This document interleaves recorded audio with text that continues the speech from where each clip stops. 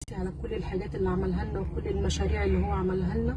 واحنا عارفين يا ريس ان انت بتتعب جدا وما بتنامش عشان توفر لنا الراحه وتوفر لنا كل حاجه احنا محتاجينها. انا مش هتكلم على الانجازات والمشاريع الكتيره التي لا تعد ولا تحصى يعني لحضرتك اللي عملتها. انا هقول كفايه بس ان انا بخرج انا وولادي وبرجع في اي وقت انا عايزاه في امن وامان، وما بنتي بتنزل بترجع وانا مطمنه وحاسه ان هي هترجع لي سليمه.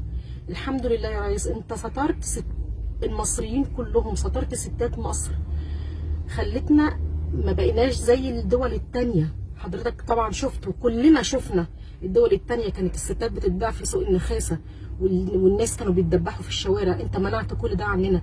لو انا مش لو انا مش هذكر كل المشاريع وكل الحاجات اللي انت عملتها دي، انا دي بس كفايه عليا نعمه الستر الحمد لله ونعمه الامن والامان الحمد لله رب العالمين.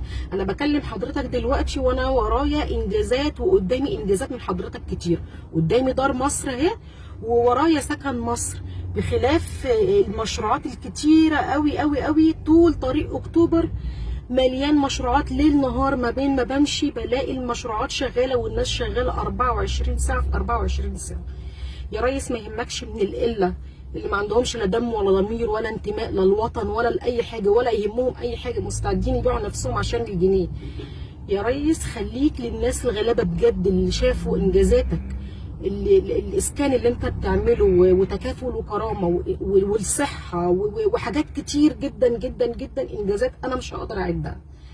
لكن انا بقول لك يا ريس احنا كلنا معاك ووراك وفي ظهرك، وربنا ما بيديش اصعب المعارك الا للقائد القوي، وانت قائد قوي، انت قائد من القوات المسلحه قوي وعندك عزيمه واراده. احنا عارفين ان احنا تعبينك وعارفين ان انت ما بتنامش ولا بترتاح، بس عشان خاطر مصر. وانت قبلت المهمه دي عشان خاطر مصر، وقلت عشان خاطر مصر هتعمل كل شيء. ما يهمكش يا ريس من اي حد، القله القليله اللي ما لهمش اي 30 لازمه. خليك مع شعبك اللي بيحبك والغلابه اللي انت عملت لهم كتير، وان شاء الله ربنا هيجازيك كل خير عننا.